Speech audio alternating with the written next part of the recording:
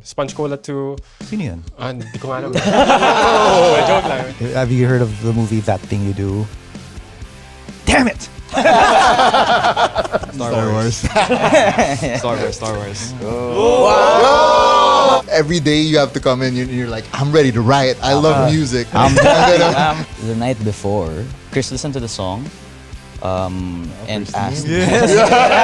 First day, whatever gets to their head and they become horrible people, but they're just the same. Still horrible. Or will you be like, what did you guys do? Where's the corporate life? Either if you do another one, I'm keeping that one too. He's gonna use this one either way. Once and always. Hello, everyone, and welcome to another episode of Once and Always a Fanboy with me, your host, Chris Cantada Force. Today's guests are one of the most exciting, soulful, and genre-bending bands in OPM today. They started as rival bands, merged into one, and over the years, they've grown into a festival favorite, a streaming powerhouse, and a band that somehow always finds the exact sound to match your kilig moments. I'm super excited to have them on the show, not just because of the music, but because of the stories behind it, the friendships that built it, and the fanboy moments we're about to uncover. Fangirls and fanboys, Lola Amour! Hello. Oh, for those in the room, help me clap! Yes. Right. So I know the band started with, rival high school groups being merged, but I'm really curious, what are your individual influences? Like outside of the Lola Amour sound, who shaped you? Like how do those styles sneak into what you hear now? Well, I guess for me, just to give more information, it's me and Pio right now who are the original members, the one who started in the rival bands. I was part of the opposing band. The losing band. Nope, the more creative band. Did you win? One with less trophies. But more songs. That's pretty good. So, our influences. I used to listen to a lot of Red Hot, Incubus, OPM during that time, mga 2000s, Urban Dub, Sponge Cola 2. Sino yun? Hindi ko nga alam. Joke lang. Great band. Kamikaze, Kalalili. So, because every morning may mix. So, I'd wake up before going to school. That's what I'd watch. Tapos, pauwi, I'd have some CDs, play some Silverchair, Urban Dub, or whatnot, Pearl Jam pauwi. So, that was my influences. But I don't think it really reflected to how we play now, but maybe back then, nung nagja-jamming lang kami sa garage. For me, since drummer ako, I bring a lot of like the groove, the rhythm for the band. But most of the time, I draw an influence from Daft Punk. Actually, Wow, they're my number one source of inspiration when it comes to how to bring a song to life, give life back to music. So yeah. A little bit of background for four people here in this room. Me, Rafi, Messina, and Manu. We all came from the same symphonic band in high school. He was trumpet. I was trumpet. He was drums, percussion, and I was clarinet. So we had our classical influences. At the same time, we also had pop influences because sometimes they would play pop. But other than that, I draw my influences from, classical, just the past few years. I've been listening to a lot of Couch. What's that again? Busty and the Bass. Yeah, Busty and the Bass. Bruno Mars, especially. And Lawrence. Yes. Yeah, I've heard that.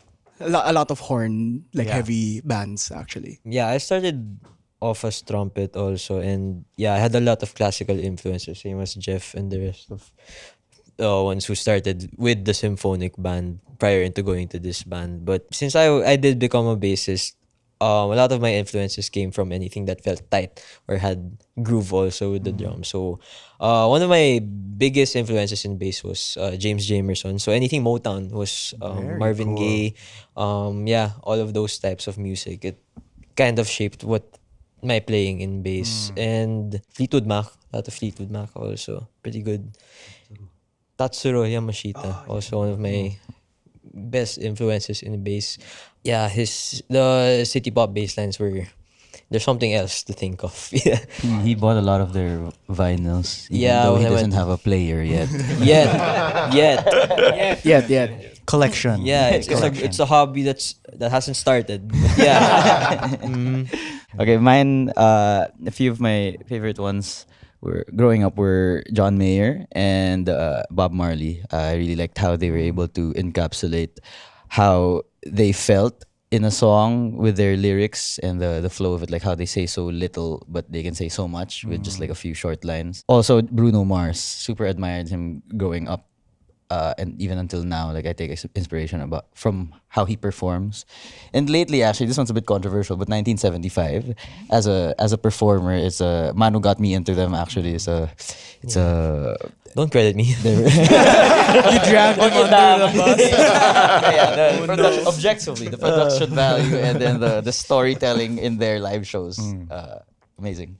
Ako, I just listened to the radio with my, like, on the way to school. Oh, so it's basically just all the top, like, Billboard Top 100. Yung mga ganun. Yeah. And then so that was like EDM, Zen, Avicii, mga ganun. And then it became classical music. And then it became, now it's neo soul. And then now it's back to EDM. Oh, what a full circle moment. Grabe, it's so new to me because growing up during the time before, there wasn't like people who were into horns and trumpets. It was people bringing their acoustic guitars to school. It's all leaving their drums. It's all rock, and it's so amazing how even as high school students, you guys gravitated to that type of music, like classical. That is something that I never experienced in the early 2000s, like in Ateneo. It was all like, who can play Limp Bizkit? Who can play Foo Fighters? It's those all, days. So amazing to hear. When writing your songs, especially as a big band, with all these types of instruments, how do you usually start though? Is it the lyrics first, melody first, or jamming it out and see what sticks? Rhythm. now. Yeah. Depending on the song, there used to be a template where we would write the songs at home, like chords and lyrics and melody all at the same time, and then present it to the rehearsal room, and we'd flesh it out at the same time. But now it's become we can do it in the same room from scratch. Very cool. Yeah, that's how. It's much more productive. Yeah. Like if we're all in the same room. Like we're all on the same page now. Got it. So it's easier to input and to take out. Like, we'll say like, oh, this is a good part for Jeff to come in with the sax, or like Zoe can play guitar or something. Like you already know that they want to play there. Or like who can solve the problem. Like if there's a problem, if you hit a wall, you know who's most equipped to think like how to fix this part, mga ganon. So it's I guess it comes with being in a band for 9 years, in the same band for 9 years, that you get to kind of get to know each other at that level. There's a level of trust and reliability. So that's when starting. But how do you know when a song is done though?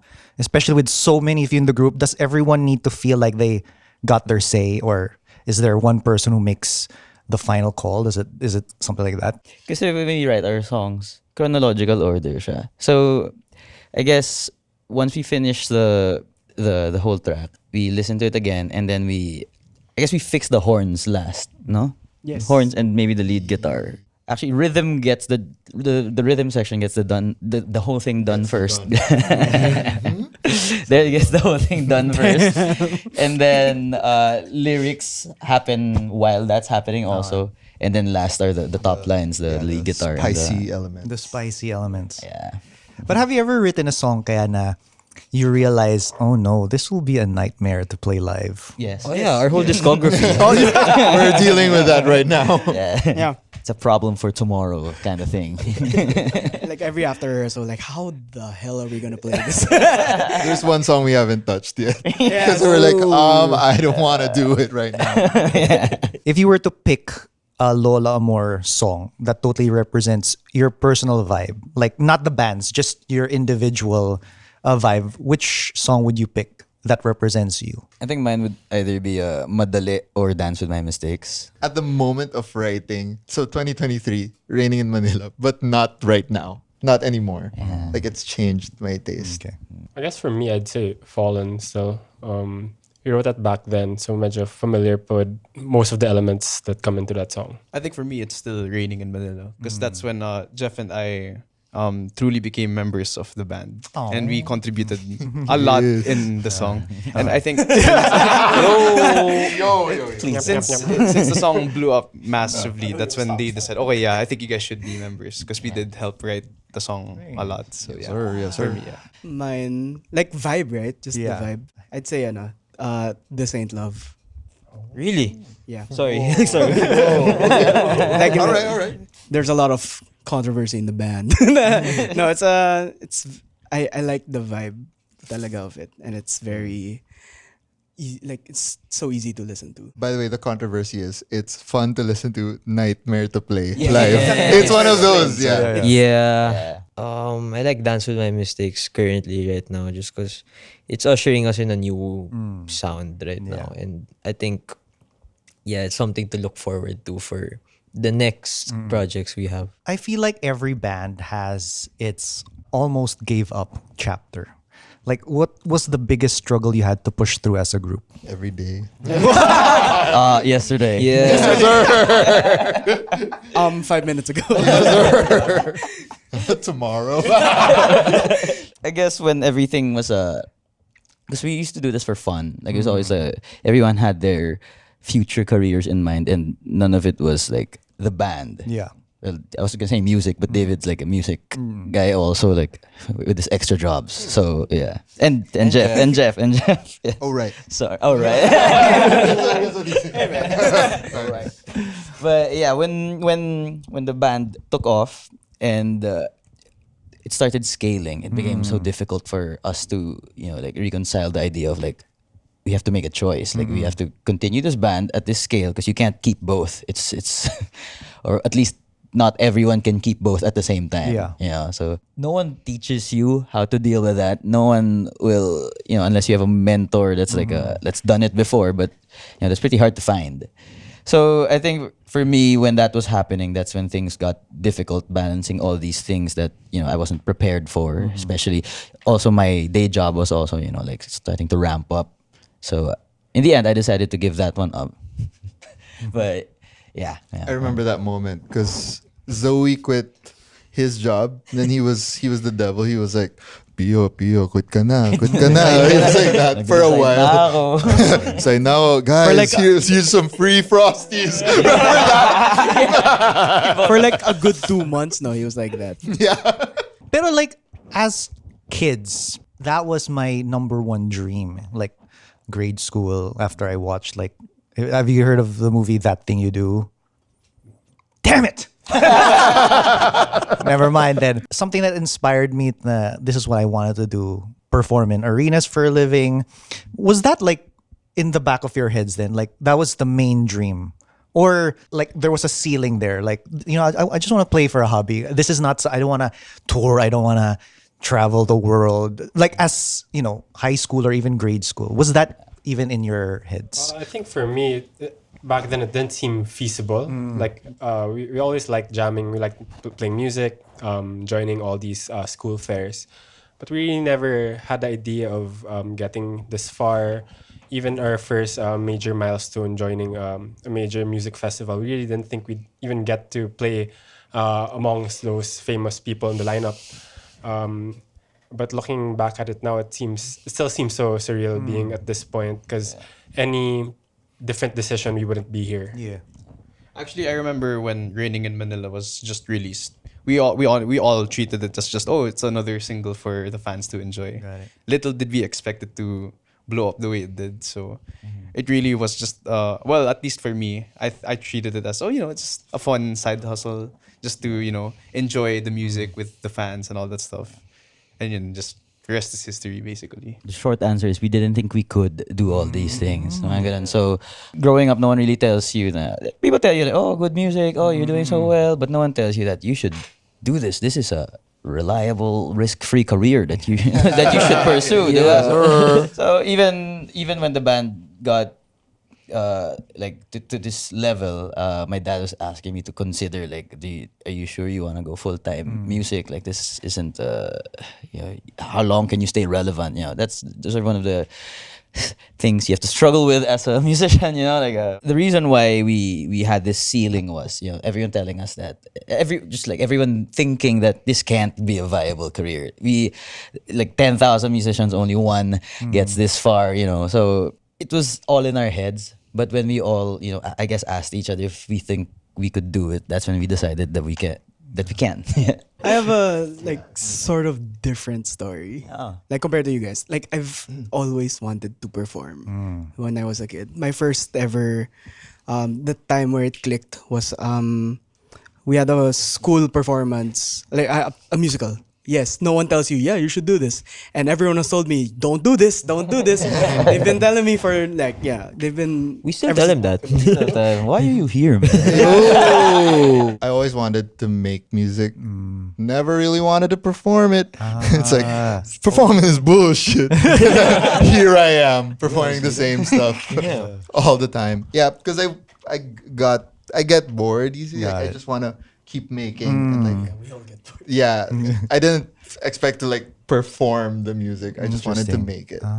Yeah. At the back of my head, I always thought this wasn't going to it wasn't going to be a viable career for me, because I mean my whole life I was kind of groomed by society that this wasn't gonna sorry about the word choices, but but then everyone tells you that it's you're groomed by society basically, that it's not gonna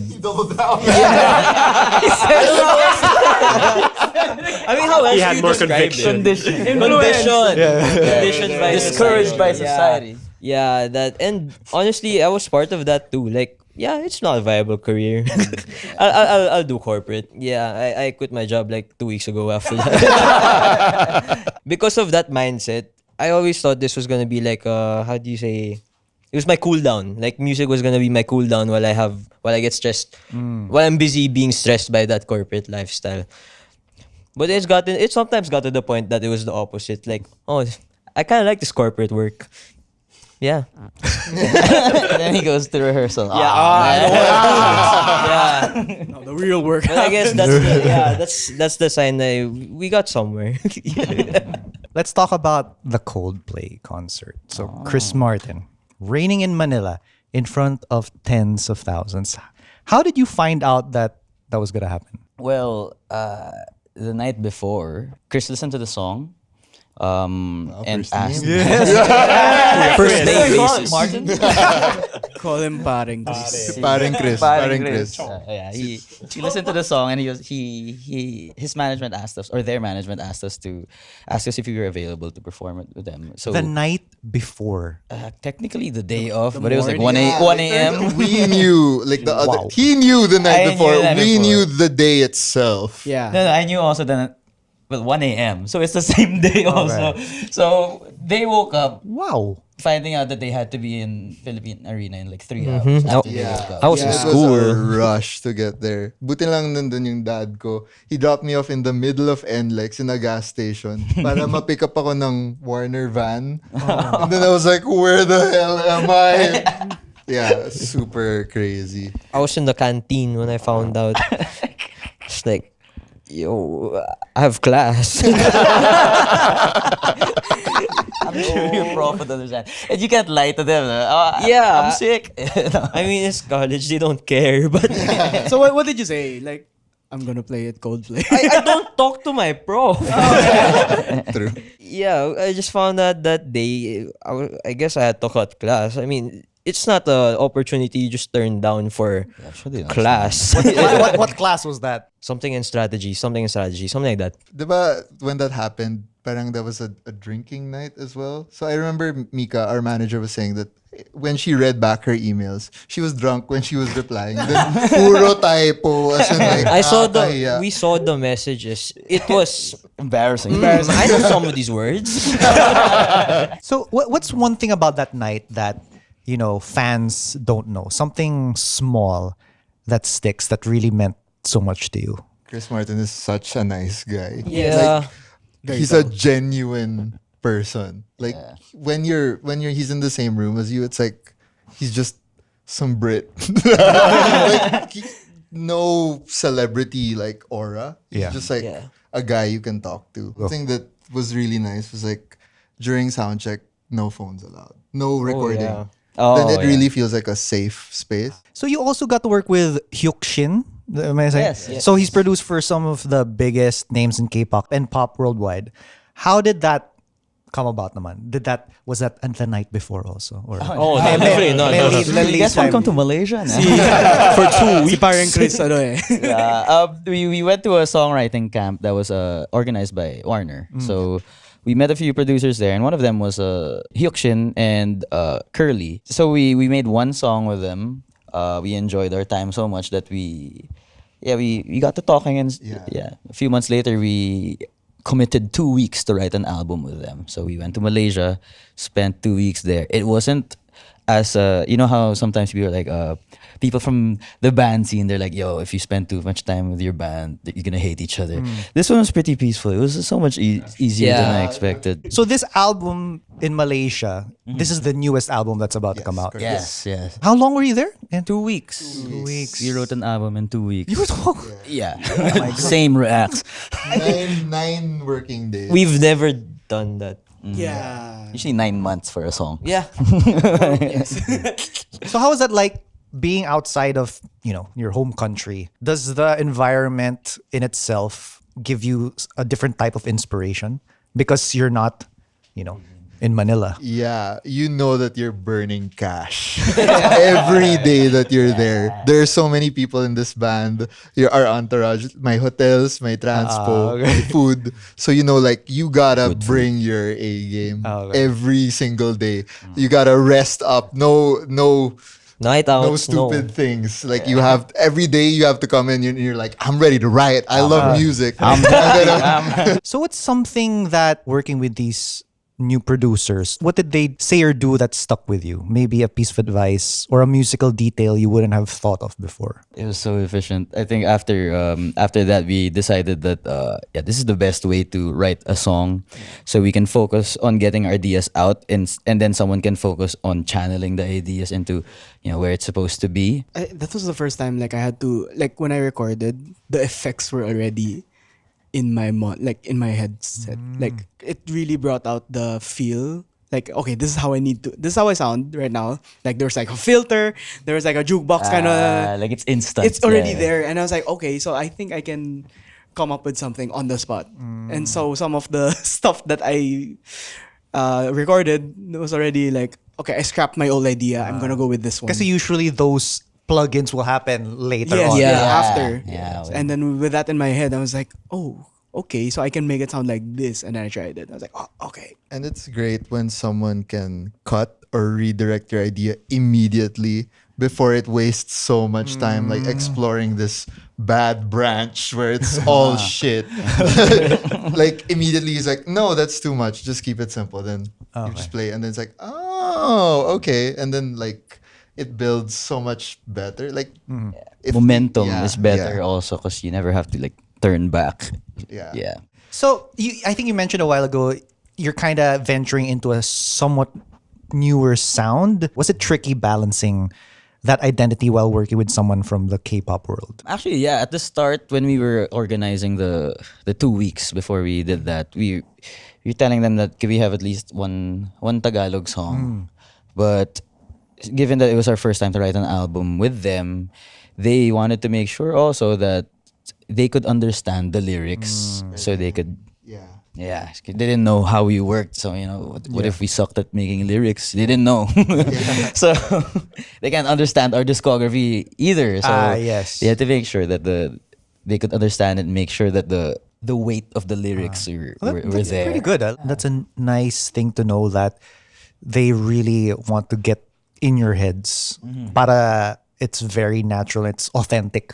And the thing about being with a great producer is that he just brings out the best from you. So it's still you. It's still you. It's just now it sounds expensive. I found expensive. I sound expensive now. Well, Hyukshin had this thing where he at the beginning of songwriting session, before you begin, like a specific song, he asks you guys to like put away all your instruments.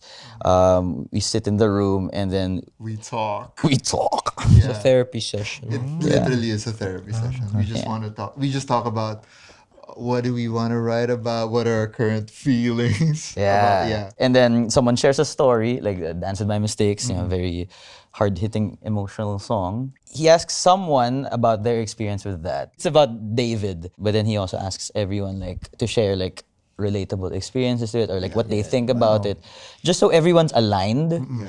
So easy after that because everyone was like, okay, let's go. Yeah, like everyone knows what emotion they're trying to convey. That's like, really nice. completely. So since this podcast is called Once and Always a Fanboy, outside of music, what makes you all fanboys? Like, is there an artist, a TV show, a fandom you geek out over individually? Lord of the Rings. Very cool. Yeah, I just finished the trilogy extended cut. That's 12 hours minimum of Just content. finished? I just finished it. I watched it back as a kid. Okay. I didn't get it at first. I get it now. How many So right hours? after I sent him the audiobook. Like in It's one 36 hours. Star Wars. Star Wars.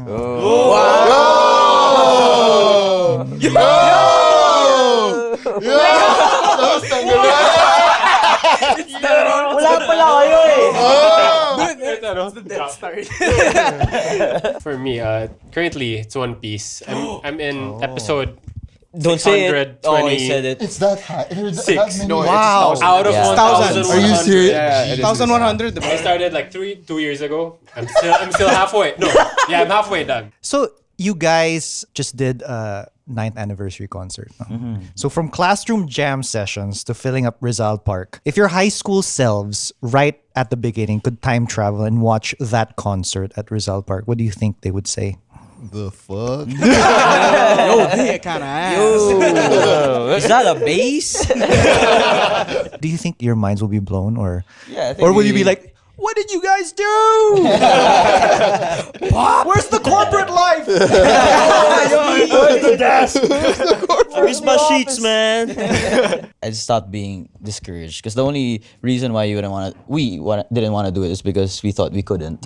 So seeing ourselves being able to do that would be, I don't know, I think it would affect my life decisions from then on. Yeah. So I know, what was the hardest part putting together that show, and what was the most rewarding moment during the concert itself? We used to do a lot of like more intimate shows, a lot of mall shows also where we get to meet new fans and like more crowded spaces where you can speak to the audiences like after the show and really get to know them.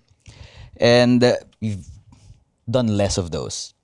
So seeing them all there again, after so long, I think it just hyped me up. I think I did pretty well that show, thanks to some alcohol and the fans, being there. And I had so much fun. I think it was the most fun I've had on a show in a long time. Yeah. I was tired, man.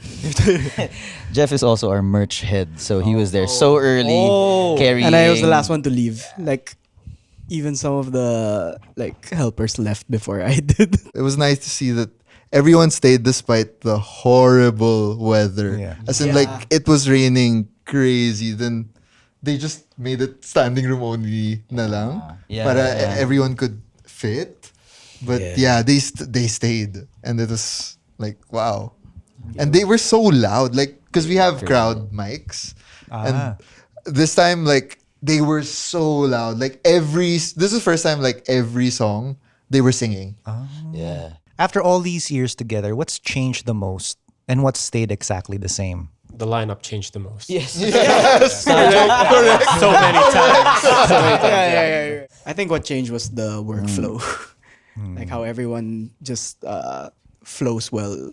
Like in the terms of work, right? Songwriting and stuff. It's not just songwriting, logistics even. It's everyone has their own jobs now. It's inside the band, it's it used to be all in one person. But then, now it's everyone has their own slice of responsibility. Because most audiences don't know na nasa Pilipinas tayo, the band setting is different. People do, even if you have a label, there's not that many people in the label. So you still have your own roles. And like, siya nagme-merch. Ako, payroll. Si Zoe, nagtatax. Mga ganun. Ang ginagawa mo?